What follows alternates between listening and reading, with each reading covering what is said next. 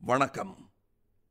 இந்த விழி நம் நற்பணி இயக்கத்தாருக்கு மட்டுமல்ல, அதில் இல்லாத ரசிகர்களுக்கும், முக்கியமாக காசுக்கு விலை போகாத தமிழக வாக்காளர்களுக்கும் கூட. ஊரே கூடி ஊழல் ஊழல் என்று ஓலமிட்டதை ஊடகத்தில் கண்ட பின்பும் சாட்சி உண்டா, ஆதாரம் உண்டா என கேட்கும் குணாதிசயம் கல்லுளி மங்கார் போன்ற ஊழலார்க்கே உரித்தான குணாதிசயம். ஆதாரத்துடன் வா, அரசியலுக்கு வா என்று அறைகூவல்வுடன் தம்பிமார்கள் தெரிந்தோ தெரியாமலோ என்று இந்தி திணிப்புக்கு எதிராக குரல் கொடுத்தேனோ அன்றே நான் வயதுக்கு வராத அரசியல்வாதிதான். நாற்காலி மோகத்தில் பத்தையும் பறக்க விட்டு அடுக்குமொழியில் அறிவுரைகளை அள்ளி வீசுபவர்கள், ஊரறிய கைக்கூலி வாங்கி கடமை செய்ய மறந்தவர்கள் என்னை வரி ஏய்ப்புக்காக நடவடிக்கை எடுப்பேன் என்று மிரட்டுவது ஒருங்கே கோபத்தையும் சிரிப்பையும் வர வைக்கிறது. ஆதாரத்துடன் சொல்ல வேண்டுமாம், அமைச்சர் கட்டளை இது.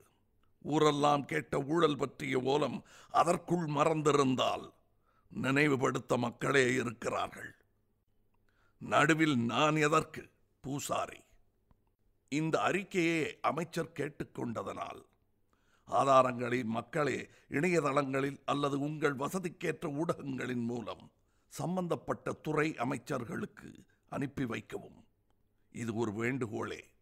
நீங்கள் இவ்வரசின் காலத்தில் ஊழலால் அனுபவித்த இன்னல்களை விளக்கி கேள்வியுடன் செய்தி அனுப்புங்கள். எக்காரணம் கொண்டும் மரியாதை குறையாமல் இருக்கட்டும் உங்கள் கேள்விகளில். தற்கால அமைச்சர்களை விட மாண்பு மிக்கவர் மக்கள் என்று அவர்கள் புரிந்து கொள்ளட்டும். குறைந்தபட்சம் சில லட்சம் கேள்விகள் நிச்சயம் வரும்.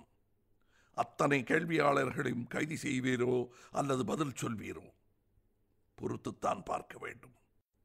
நிற்க செய்தி சரியாக புரியாதவங்களுக்கு ஊழலே இல்லை நிரூபி பார்ப்போம் அப்படின்னு அமைச்சர் கேட்டார்ல, ஊழல் இருக்குன்னா எழுதி அனுப்பிடுங்க.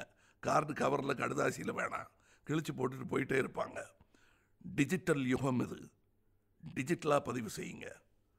ஆனால் மரியாதை தவறாமல் அதை செய்யுங்க. எல்லா துறைக்கும் மக்கள் குரல் கொடுப்பார்கள். என் துறைக்கான ஊழலை நான் சுட்டி காட்டுகிறேன்.